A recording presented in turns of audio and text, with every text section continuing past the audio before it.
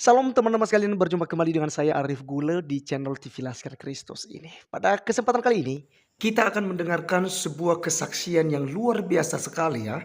Mencari Allah, menemukan Yesus. Ini suka sekali saya ya judulnya ini ya. Jadi ketika dia mendalami tentang pengenalan akan Allah, ternyata dia menemukan Tuhan Yesus Kristus yang adalah Tuhan dan Allah itu sendiri yang telah berinkarnasi menjadi manusia. Dan saat ini dia menjadi seorang Kristen dan menjadi pengikut Kristus dan bersaksi bahwa Yesus Kristus adalah Tuhan. Untuk itu tidak berlama-lama, kita langsung saja menonton videonya berikut ini. An exciting interview today with Nabil Qureshi. Again, he's the author of Seeking Allah and Finding Jesus, a devout Muslim encounters Christianity. And I am really eager for Nabil, for you to have your story share with our viewers today. And by the way, welcome. Thanks for being here today. Thank you so much, Robbie. It's a privilege. Yeah, I'm so glad. And I have gotten to know you a little bit over the past couple of weeks as I've researched your story, read, and really like your entire book here, and delighted for our people to again hear and then be so encouraged with what has happened in your life for the sake of Jesus Christ and the gospel. Maybe we start with, tell the viewers a little bit about your background. You grew up in a devout Muslim and very loving American home. Tell us about that. Yeah, well, my parents are from Pakistan. I was born and raised in the States. And being that they're from Pakistan, it was their desire to raise a devout Muslim child here in the States. So growing up, I learned how to pray the 5 daily prayers, prayed them regularly. By the age of 5, I had memorized the last 7 chapters of the Quran and recited those regularly in my 5 daily prayers. And I actually finished the entire Quran recitation in Arabic by the age of 5. So it was a very devout Muslim life. But my parents also came with some presuppositions about the West. They see the immorality, they see the way people commit adultery, and they see things on TV and the immodest dress, and they impute all of that to Christianity because they see the West as a Christian area. So not only was it me practicing Islam, but they had also kind of taught me to defend myself against Christianity. And that's a common thing for Muslims around the world to come to the West with. And so growing up then, I was a devout Muslim, yes, but I was also trained with arguments to challenge and respond to the gospel. How did that affect your childhood then growing up compared to like other American kids? And you've kind of spoken that a little bit, but just flesh that out a little bit more. Well, you know, what I really noticed was for us, Islam was our identity. Like we knew Islam, we were Muslim, and that's what we were representing wherever we went. My parents really had no choice. My mother, she would wear the burqa, so obviously whenever someone saw her, immediately they're thinking Islam. And I realized that the other kids didn't really own their faith. Yeah, they might call themselves Christian, yeah, they might go to church, but that didn't affect the way they lived. It didn't affect the way they thought. And so that was something that made us even more proud. As Muslims, we thought, we are following the true God. He affects and permeates every aspect of our lives. Whereas in the West, people realize their faith is false, and that's why it doesn't really affect the way they live. That's kind of how we subconsciously thought. So then for your whole childhood, this is how you were brought up, this is your thinking, these were your convictions, again this was your identity, which really stuck with me as well. But there was one particular friendship that you developed, and maybe you can tell us what age that was and how that over time started to introduce you to Christianity. Absolutely. It was something I did regularly. Was I would challenge people on the gospel. Friends would say to me, Nabil, do you know Jesus? And of course, Muslims have a very developed view of Jesus. They believe he's the Messiah. They believe that he's a miracle-working man. He's sinless. Muslims believe Jesus is going to come back at the end of times. And so I would have a script ready to give, and I would challenge people on their view of Jesus. And by the way, how did Christians generally do when you did challenge them on their faith? Miserably. What I realized very early on was that even the slightest challenge on the Bible, on the reliability or the compilation of the Bible, or on Jesus' deity, or on the Trinity especially, no one really knew more than just enough to say what they were told to say. They didn't really know why they believed what they believed, didn't know how to defend it.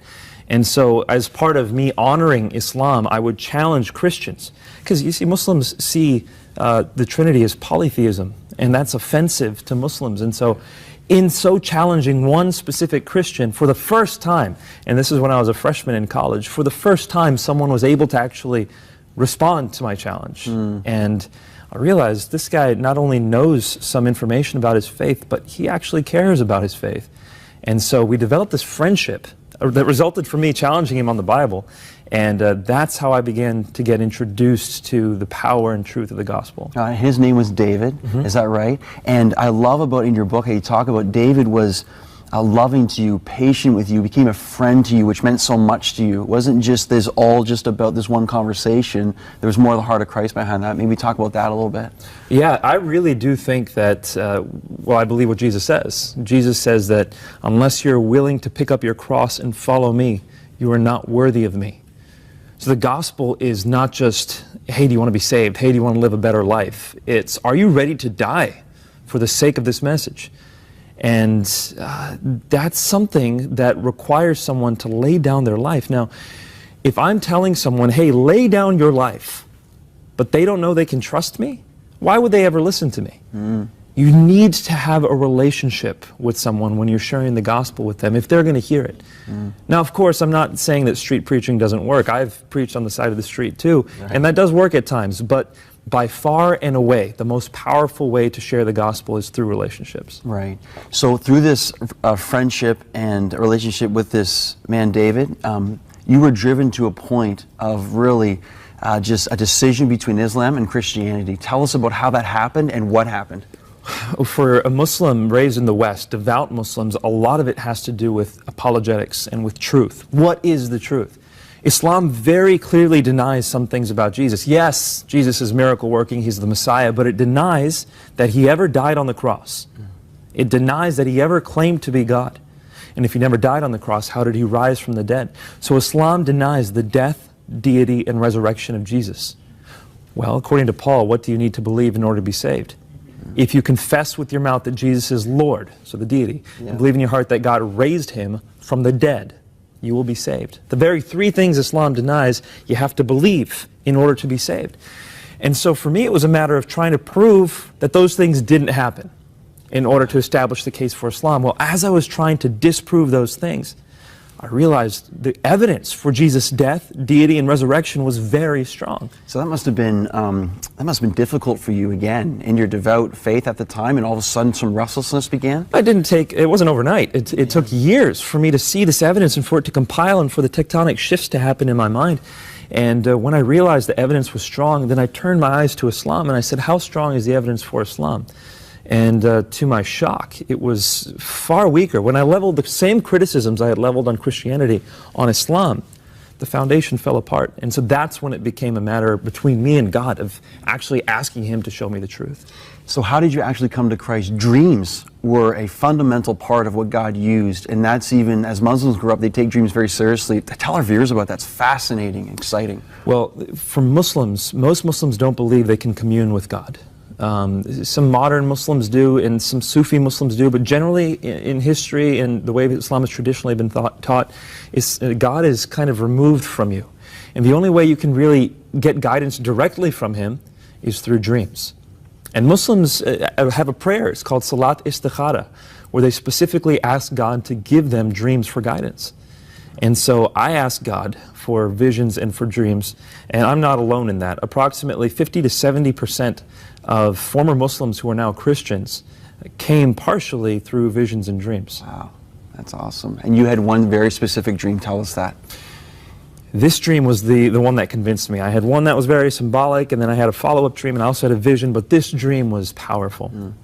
In this dream, I was standing at the threshold of a narrow door. This door was just wide enough to fit me, and just tall enough to fit me. I mean, in my dream, it was like, wow, this door is narrow. And at the other side of this doorway was a room that was set with a feast. And people were sitting down in nice clothes at these round tables, and it was like a wedding feast. And I knew in my dream that that room was heaven. I wanted to get into that room, but I couldn't, because at the other end of the doorway was my friend David. Now, he wasn't blocking me per se, he was looking forward. In fact, all the people in the room were looking forward, waiting for the owner or the speaker to come and start the event. But I couldn't get in because he was blocking the way, and so I looked at him and I said, David, I thought we were going to eat together. And he says, you haven't responded. And in the dream, right there, I knew I needed to respond to the invitation David was giving me in order to come into heaven. But this is where it got crazy. When I woke up, I told my friend David the dream. And he said, Nabil, this dream is so clear. Just go to Luke chapter 13.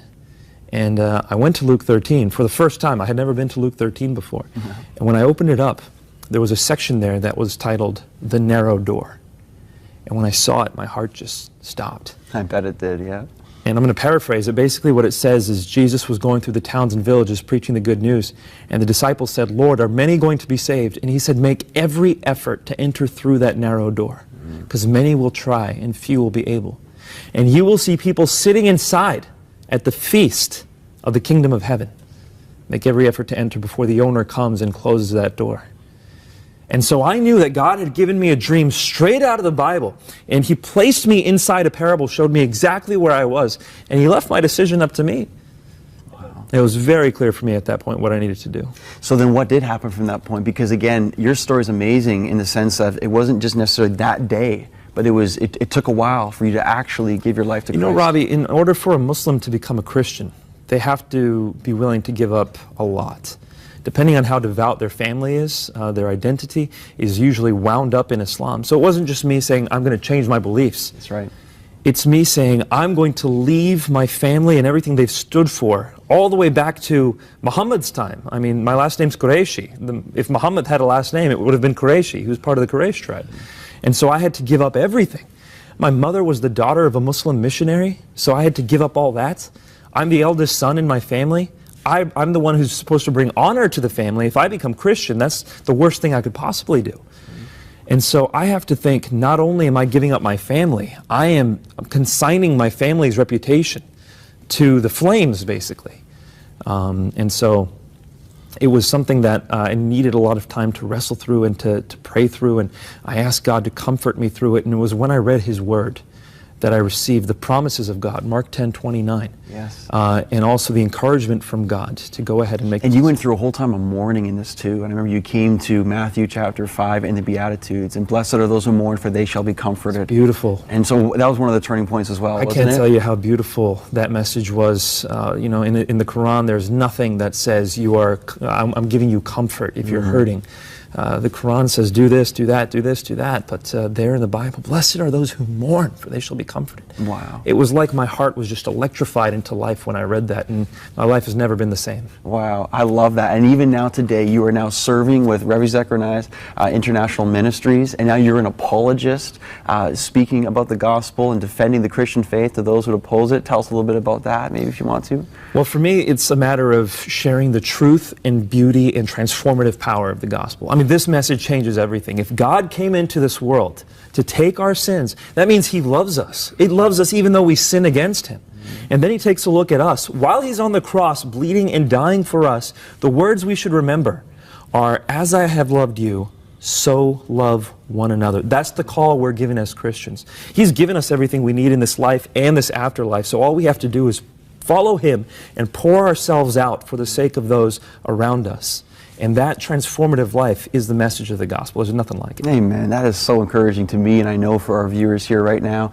And I just love when the Lord had you in a place where you were defending the Muslim faith against Christians who could not. Now God has transformed you, and now you are defending the gospel for those, again, who need to find the answers. And it's a privilege to do so. Nabil Qureshi, again, with us right now. So excited, again, the author of Seeking Allah, Finding Jesus, and his encounter with the Christian gospel. This book is available on our e-store, and I hope you've been encouraged as I have been as well, and desiring to learn more and be encouraged. Nabil, again, thank you so much for being with us today. Thank you so much, Robbie. What a blessing. My pleasure.